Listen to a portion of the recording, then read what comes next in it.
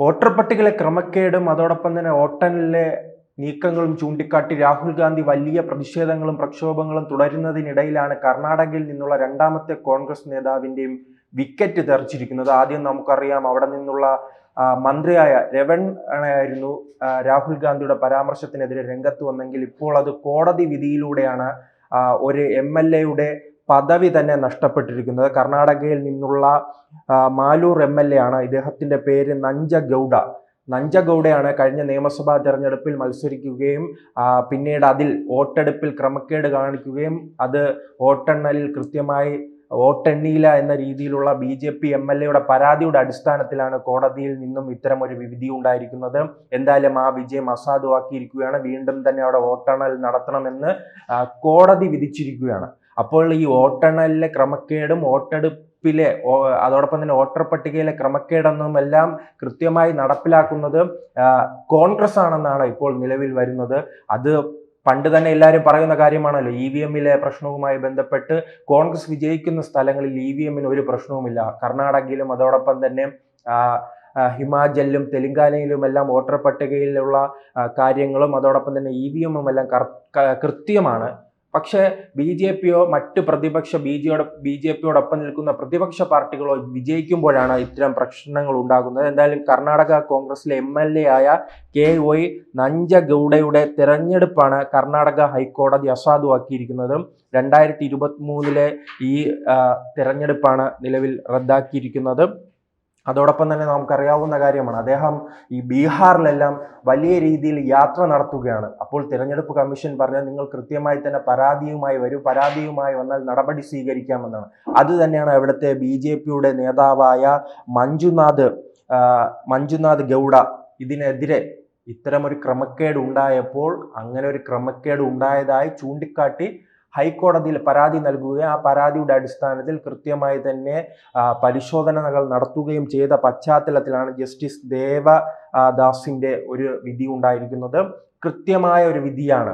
1 മാസത്തിനകം തന്നെ വോട്ടെണ്ണൽ വീണ്ടും നടത്തി വിജയെ കൃത്യമായി പ്രഖ്യാപിക്കണമെന്നാണ് പറഞ്ഞിരിക്കുന്നത്. ഇതിലൂടെ വ്യക്തമാകുന്നത് രാഹുൽ ഗാന്ധി ഇപ്പോൾ ചെയ്യേണ്ടത്, നിങ്ങൾക്ക് നിങ്ങളുടെ കയ്യിൽ തെളിവുണ്ടെങ്കിൽ കൃത്യമായി തന്നെ കോടതിയെ സമീപിക്കാം. അങ്ങനെ കോടതിയെ സമീപിച്ചാൽ കൃത്യമായി തന്നെ ഒരു വിധി ഉണ്ടാകുമെന്നതിന് തെളിവാണ് ഇപ്പോൾ കോൺഗ്രസ് MLA സ്ഥാനം നഷ്ടമായിരിക്കുന്നത്.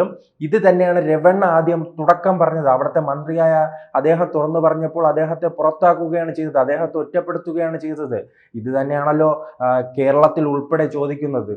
അങ്ങ് രാഹുൽ ഗാന്ധി അവിടെ ആരോപണം ഉന്നയിച്ചെങ്കിൽ ഇന്ന് തൃശ്ശൂരിൽ കോൺഗ്രസിലെ നേതാക്കൾ സുരേഷ് ഗോപിക്കെതിരെയാണ് ആരോപണം ഉന്നയിക്കുന്നത്.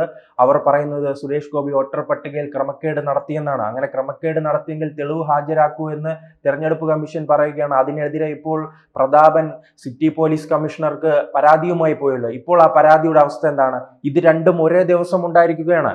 അങ്ങ് കർണാടകയിൽ ഒരു BJP-ക്ക് അനുകൂലമായി വിധി ഉണ്ടായെങ്കിലും ഇങ്ങ് തൃശ്ശൂരിൽ നോക്കൂ, സിറ്റി പോലീസ് കമ്മീഷണർ പറയുകയാണ് പ്രതാപൻ നൽകിയ കേസെടുക്കാൻ കഴിയില്ല. കാരണം അതിൽ കൃത്യമായ തെളിവുകളില്ല. തെളിവുകൾ ഉണ്ടെങ്കിൽ മാത്രമല്ലേ കേസെടുക്കാൻ കഴിയുകയുള്ളൂ. എന്താണ് പ്രതാപൻ നൽകിയ തെളിവ്? അദ്ദേഹം പറയുകയാണ് സുരേഷ് ഗോപി അദ്ദേഹത്തിന്റെ സഹോദരനും കുടുംബവും എല്ലാം കള്ള വോട്ട് ചേർത്തു, ഇരട്ട വോട്ട് ചേർത്തു എന്ന്. അങ്ങനെ ആരോപണം മാത്രമായി രംഗത്ത് വന്നിട്ട് കാര്യമില്ലല്ലോ. കൃത്യമായ തെളിവ് കൊണ്ടുവരണം. അതോടൊപ്പം തന്നെ പരാതി നൽകണം. രാഹുൽ ഗാന്ധി പരാതി നൽകാതെ ഒളിച്ചോടുകയാണ്. ബീഹാറിലൂടെ അദ്ദേഹം അങ്ങോട്ടും ഇങ്ങോട്ടും അലയുകയാണ്. വോട്ടർ പട്ടികയിൽ ക്രമക്കേടുണ്ടെന്ന് ചൂണ്ടിക്കാട്ടി അങ്ങനെ മുന്നോട്ട് പോയിട്ട് ഒരു പ്രയോജനവുമില്ല. അത് നമ്മുടെ ഭരണഘടനാ പ്രകാരമായ സ്ഥാപനങ്ങൾക്കെതിരെയുള്ള ഒരു നീക്കമാണ്. ആ നീക്കത്തിനെതിരെയാണ് കേസെടുക്കുക എന്നുള്ളത്. അദ്ദേഹത്തിന് ഇത് ജനങ്ങൾക്ക് ഇനി കോൺഗ്രസ് പ്രവർത്തകർ വോട്ട് ചെയ്യാൻ എത്തുമോ?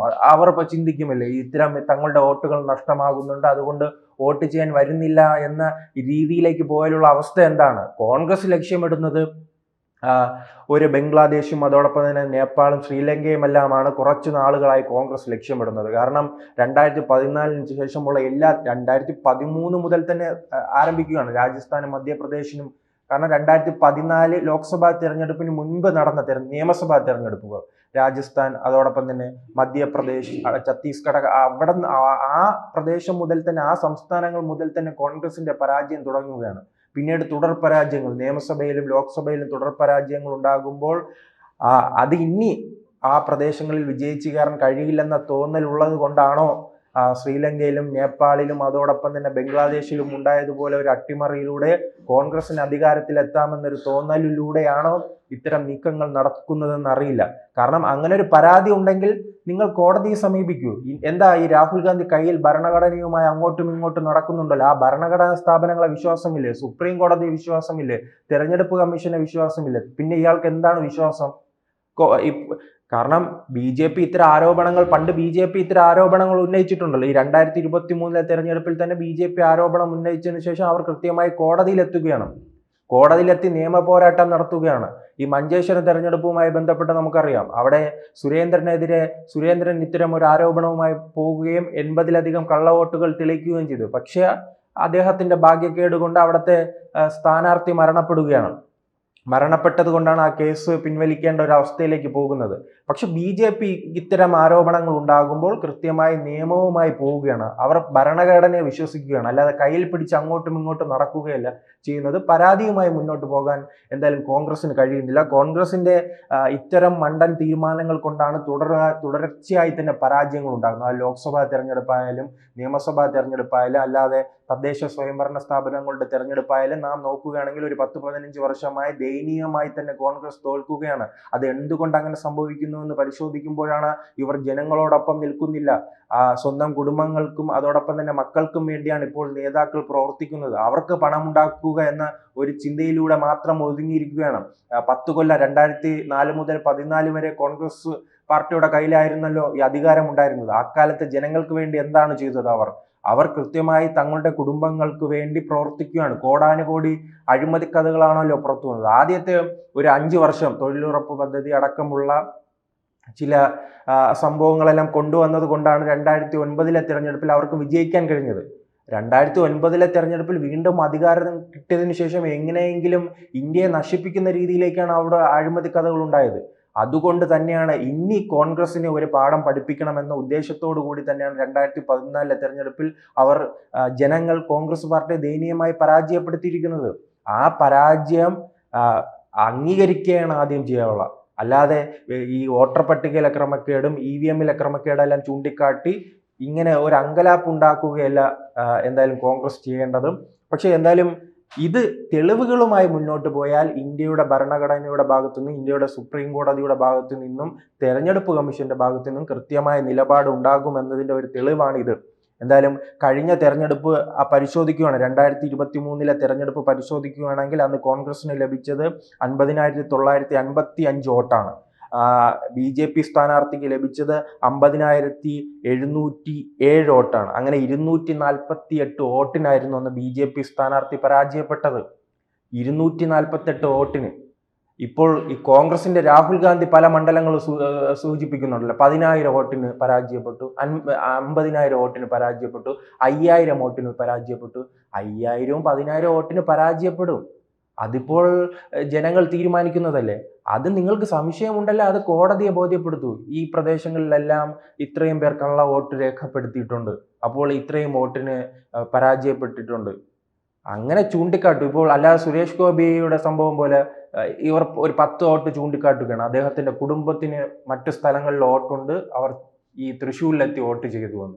അദ്ദേഹം ജയിച്ചതോ 75,000 വോട്ടിന്. അങ്ങനെയുള്ള ഒരു രീതിയല്ല ഇത്. വെറും 248 വോട്ടിന് വിജയിച്ച ആ സ്ഥലത്താണ് ഇപ്പോൾ BJP സ്ഥാനാർത്ഥിയുടെ പരാതിയിൽ കർണാടക ഹൈക്കോടതിയുടെ ഒരു നിർണായകമായ സുപ്രധാനമായ വിധി ഉണ്ടായിരിക്കുന്നത്.